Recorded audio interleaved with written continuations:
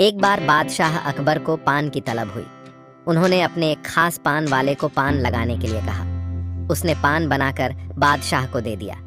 बादशाह ने चुपचाप पान खाया और उस पान वाले को अगले दिन आधा किलो चूना दरबार में लेकर आने को कहा। वह नहीं जानता था कि बादशाह ने उसे ऐसा क्यों कहा। वह चुपचाप चूना लेने बाजार चला गया। उसने दुकानदार से आधा किलो चूना मांगा। दुकानदार ने उससे पूछा कि इतना चूना क्यों खरीद रहे हो। उसने बताया कि किस तरह उसने बादशाह को पान दिया था। दुकानदार को समझते देर न लगी कि कुछ गड़बड़ है।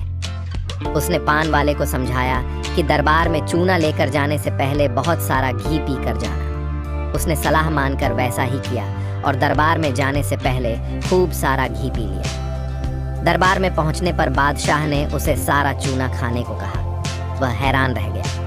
उसे उम्मीद न थी कि बादशाह ने उसे चूना इसलिए मंगवाया था, लेकिन वह तो इसके लिए तैयार था, इसलिए उसने सारा चूना खा लिया। इसके बावजूद उसे कुछ नहीं हुआ, तो बादशाह ने उससे कारण जानना चाहा। उसने अपनी और दुकानदार की बातचीत के बारे में बादशाह को बता दिया। अब बादशाह उस व्यक्ति से मिलने को उतावले हो रहे थे, जिसने उनके मन की बात को पहले ही जान लिया था।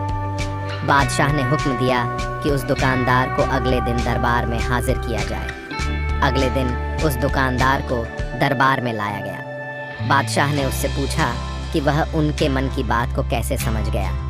तब दुकानदार ने कहा, हुजूर, जब यह आदमी मेरे पास छूना खरीदने आया था तो मैंने इससे पूछा कि इतने छूने का क्या करोगे। मुझे इसने बताया कि इसने आपको पान बनाकर खिलाया और फिर आपने उसे छूना लाने का हुक्म दिया। तब मुझे समझते देर न लगी कि ज़रूर गलती से इसने पान में छूना थोड़ा ज़्यादा लगा दिया होगा, जिसे बादशाह के मुंह में छाले हो गए होंगे, और इसी का एहसास करवाने के लिए आपने इससे छूना मंगाया। मैंने इसे सलाह दी कि दरबार में जाने से पहले घी पी कर जाना, जिससे अगर तुम्हें छूना खाना भी पड़े तो उसका असर कम हो जाएगा। ये दुकानदार और कोई नहीं, बीरबल ही थे।